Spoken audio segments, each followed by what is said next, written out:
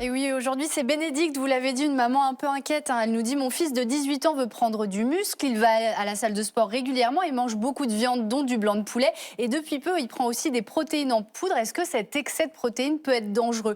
Alors, les protéines, ou protes pour les intimes, pour ceux qui en prennent pas mal, c'est une partie importante de l'alimentation des sportifs, des fans de musculation. Et c'est un des 3 nutriments essentiels. Donc, les protéines, les glucides, les lipides, on a besoin de tout ça. Alors, pourquoi les protéines, elles plaisent tant? C'est parce qu'elles aident donc à construire le muscle, au maintien de la masse musculaire.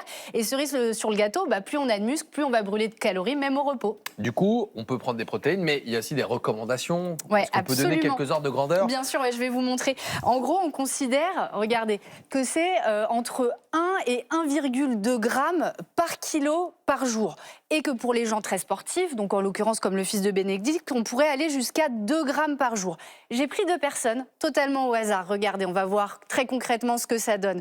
Ici, on a Christophe, il fait 70 kilos, il n'est pas très sportif. 65, lui, madame, 65, pas 70, c'est honteux. Il pourrait aller à 70 grammes par jour.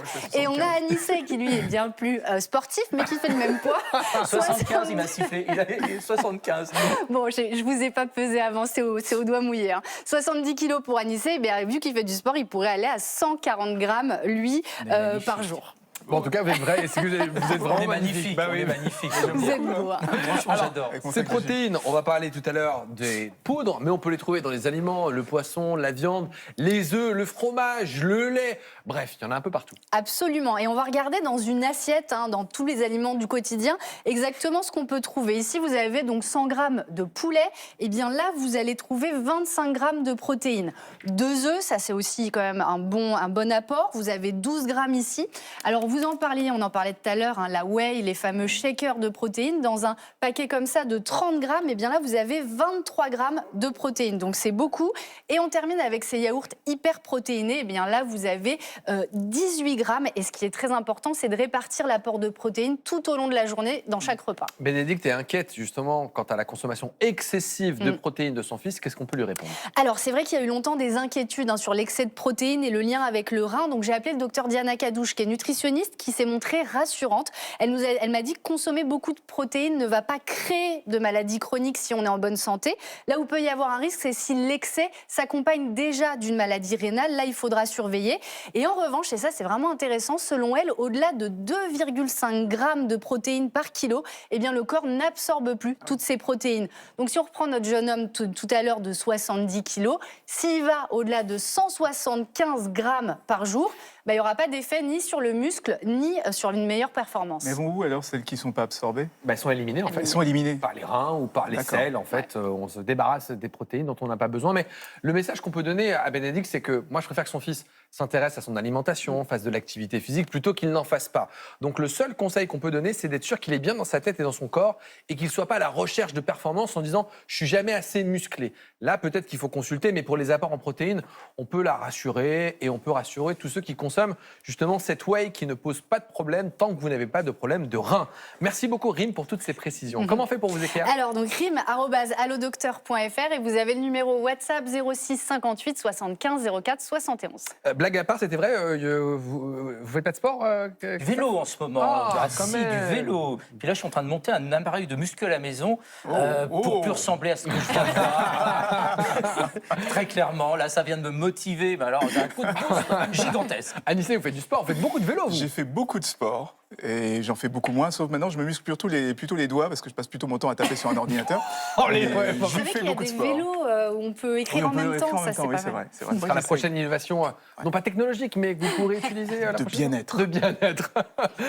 On passe à un autre sujet, puisqu'il concernerait un homme sur 3 après 40 ans et jusqu'à 70% après 70 ans. Et pourtant, les troubles de l'érection restent un sujet tabou. Les conséquences sur la vie de couple peuvent être désastreuses et il faut absolument consulter car des solutions efficaces existent et puis surtout, les troubles de l'érection peuvent être le signe d'une maladie sous-jacente.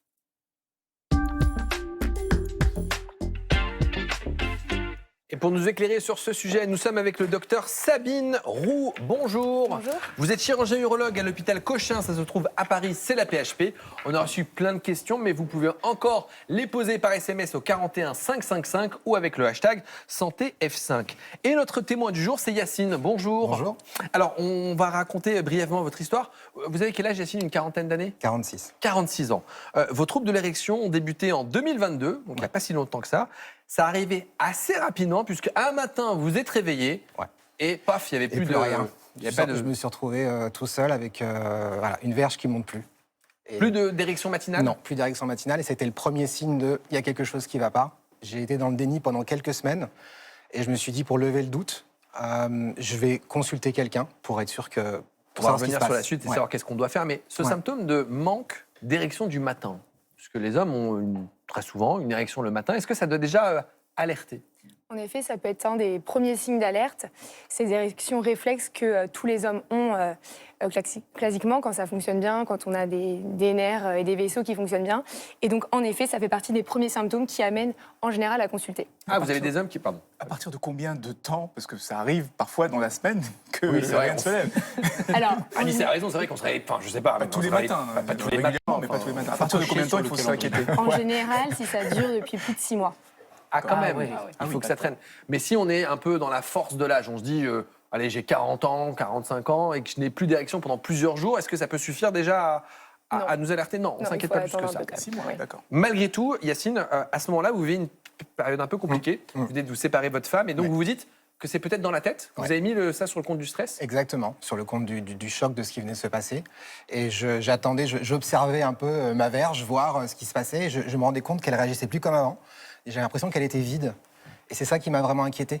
Et donc qui fait que j'ai décidé d'aller voir un spécialiste. Alors parce qu'évidemment, on parle souvent du stress, et on a besoin d'avoir un cerveau qui fonctionne correctement, parce que l'érection est un mécanisme finalement plus compliqué qu'il n'y paraît. Vous avez besoin, pour avoir une érection, d'une stimulation. Cette stimulation, elle envoie une information nerveuse le long de la colonne vertébrale dans la moelle épinière pour aller jusqu'aux nerfs qui vont innerver le pénis. À ce moment-là, on a besoin d'artères, et d'artères qui sont en bonne santé, qui vont gorger les corps caverneux de sang. À ce moment-là, le pénis est en érection. Les artères se bloquent en quelque sorte pour permettre l'érection durant un certain temps, et puis juste après l'acte sexuel, au bout de quelques minutes, eh bien, le sang part, et c'est à ce moment-là que l'érection se termine. Ce qui veut donc dire que le stress peut véritablement entraîner des problèmes d'érection. Si on est vraiment très stressé, ça peut suffire? Tout à fait. En fait, moi, je dis souvent aux patients qu'il faut 3 choses pour une bonne érection. Il faut des bons nerfs, des bons vaisseaux et un état psychique favorable au rapport. Parce que on a bien vu que quand même l'élément déclencheur de l'érection, c'est le stimulus qui va entraîner en fait un influx nerveux qui va jusqu'à la verge. Et donc, si on a un gros stress ou un état psychique qui ne soit pas favorable, on n'aura pas de déclenchement d'initiation de l'érection. On a Alexandre qui nous pose cette question. Il m'arrive d'avoir des pannes. À quel moment faut-il consulter? Parce que la panne, c'est quelque chose, je ne vais pas dire fréquent, mais qui peut arriver. C'est ce qu'on disait, c'est que voilà, quand les symptômes durent, on va dire 6 mois, si on veut se donner un délai, là, il faut consulter.